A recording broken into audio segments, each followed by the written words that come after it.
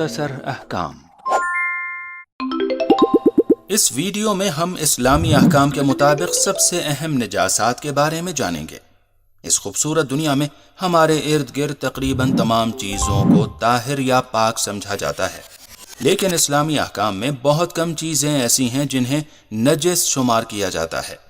ہمارے اطراف میں 8 عام چیزیں نجس ہیں: پیشاب اور پیخانہ، خون، مردار، منی، کتا، سور اور شراب۔ اب آئیے ان میں سے ہر ایک کو بہتر طریقے سے جاننے کے لیے ہم اس فہرست کو شروع سے دیکھتے ہیں۔ پہلی اور دوسری نجاست پیشاب اور پیخانہ۔ سوال: کیا تمام جانوروں کا پیشاب اور پیخانہ نجس ہے؟ نہیں، تمام کا نہیں، بلکہ ان میں سے کچھ جانوروں کا پیشاب اور پیخانہ نجس ہے۔ مثال کے طور پر بھیڑ، گائے اور مچھلیوں کا پیشاب اور پیخانہ نجس نہیں ہے، لیکن کتے اور بلی کا نجس ہے۔ اب سوال یہ کہ اس قسم کے جانوروں میں کیا فرق ہے؟ ایسے جانوروں کو پہچاننے کے لیے حلال گوشت اور خون جہندہ کے بارے میں جاننا ضروری ہے۔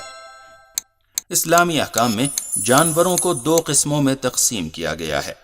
ایک وہ جانور جن کی رگوں سے خون اچھل کر نکلتا ہے، اور دوسرے وہ جن کا خون اچھل کر نہیں نکلتا۔ آئیے اب حلال گوشت جانور کے بارے میں جانتے ہیں۔ ایک اور تقسیم کے مطابق جانوروں کی 2 قسمیں ہیں: وہ جانور جن کا کھانا حلال ہے اور وہ جانور جن کا کھانا حلال نہیں، یعنی حرام ہے۔ کون سا جانور حلال اور کون سا حرام ہے، یہ ایک بڑا موضوع ہے، اور اس بارے میں معلومات کے لیے اسلامی احکام کی کتاب توضیح المسائل کی طرف رجوع کریں۔ اب ہم واپس نجس چیزوں پر آتے ہیں۔ ان جانوروں کا پیشاب اور پیخانہ نجس ہے جو خون جہندہ یعنی اچھلنے والا خون رکھتے ہیں، اور ان کا گوشت حرام ہوتا ہے۔ یاد رہے کہ حرام گوشت اور خون جہندہ والے جانور۔ تو اس کے مطابق شیر کا پیشاب اور پیخانہ نجس ہے، اور اسی طرح بندر، چوہے، بلی، دریائی گھوڑا وغیرہ کا بھی پیشاب اور پیخانہ نجس ہے، لیکن بھیڑ، گائے، اونٹ، بکری اور بھینس کا پیشاب اور پیخانہ نجس نہیں ہے، کیونکہ ان کا گوشت حلال ہے۔ اب ایک سوال یہ کہ کیا چیل کا فضلہ نجس ہے؟ جواب دینے کے لیے آپ کے پاس 3 سیکنڈ ہیں: ہاں یا نہ، شاید ہاں یا شاید نہ، یا ان میں سے کوئی بھی نہیں۔ ہمارے علماء کے مطابق صحیح جواب ہے کہ وہ نجس نہیں ہے۔ حالانکہ چیل خون جہندہ رکھتی ہے، لیکن بعض علماء اس تقسیم سے تمام پرندوں کو خارج کرتے ہیں۔ تیسری نجاست خون ہے۔ اس میں انسانوں کا خون اور خون جہندہ رکھنے والے جانور کا خون شامل ہے۔ ایک بار خون بدن کے باہر آ گیا تو اسے نجس سمجھا جائے گا، اور خون جہندہ نہ رکھنے والے جانور جیسے مچھلیاں اور کیڑے مکوڑے، ان کا خون نجس نہیں ہے۔ اب ایک اہم سوال: اکثر جب ہم حلال گوشت خریدتے ہیں تو گوشت میں کچھ خون لگا ہوتا ہے، کیا یہ خون نجس ہے؟ نہیں، یہ خون پاک ہوتا ہے، کیونکہ جانور کو اسلامی احکام کے مطابق ذبح کیا گیا تھا۔ صرف وہ خون جو ذبح کرتے وقت ذبیحے کی گردن سے نکلا ہے وہ نجس ہے۔ جانور جب زندہ نہیں رہتے اور خون نکلنا بند ہو جاتا ہے تو جو خون بدن میں باقی رہ جاتا ہے وہ پاک ہے۔ چوتھی نجاست مردار ہے۔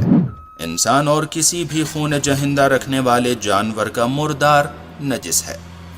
اگر کوئی جانور اسلامی احکام کے مطابق نہیں مرتا، جیسے کسی حادثے یا بیماری کی وجہ سے مر جائے، تو اسے مردار ہی سمجھا جاتا ہے، چاہے وہ جانور حلال گوشت رہا ہو یا حرام گوشت۔ مردار کے زیادہ تر اعضاء نجس ہیں۔ مثال کے طور پر اس کی کھال، گوشت، چمڑا اور اس سے بنی ہوئی تمام چیزیں نجس ہیں، لیکن خون جہندہ نہ رکھنے والے جانور جیسے مچھلی کا مردار نجس نہیں ہے۔ 5ویں نجاست انسانوں اور خون جہندہ رکھنے والے جانوروں کی منی ہے۔ 6ٹھی اور 7ویں نجاست کتا اور سور اور ان کے تمام اعضائے بدن ہیں، چاہے زندہ ہوں یا مردہ۔ لیکن قابل توجہ ایک بات یہ کہ تمام جانوروں کی طرح ان دونوں جانوروں کے حقوق کا بھی خیال رکھا جائے۔ 8ویں نجاست انگور سے بنی وہ شراب ہے جس میں نشہ ہوتا ہے۔ کچھ علماء ہر طرح کی نشیلی اشیاء کو نجس مانتے ہیں، چاہے وہ انگور سے بنی ہو یا پھر نہ بنی ہو۔ اب ہمیں معلوم ہو چکا ہے کہ نجس چیزیں کون سی ہیں۔ آئیے اب ہم عام قوانین کا جائزہ لیتے ہیں۔ 1. نجس ہونے کا مطلب کسی چیز کا میلا یا گندا ہونا نہیں ہے۔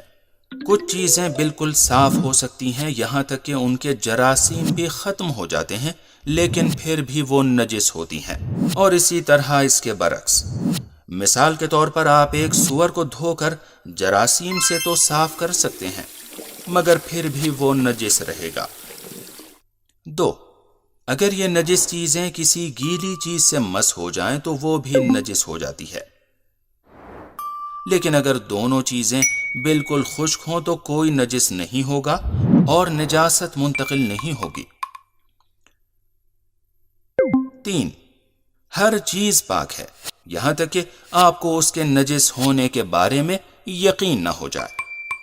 تو مجھے لگتا ہے کہ نجس ہے، یا شک ہے کہ پاک ہے، یا سوچتے ہیں کہ نجس ہے، ان جیسی باتوں کی کوئی اہمیت نہیں ہے، اور ایسے شکوک پر کوئی توجہ نہیں دینی چاہیے، اور یہاں تک کہ اس کے بارے میں تحقیق کرنا بھی ہماری ذمہ داری نہیں ہے۔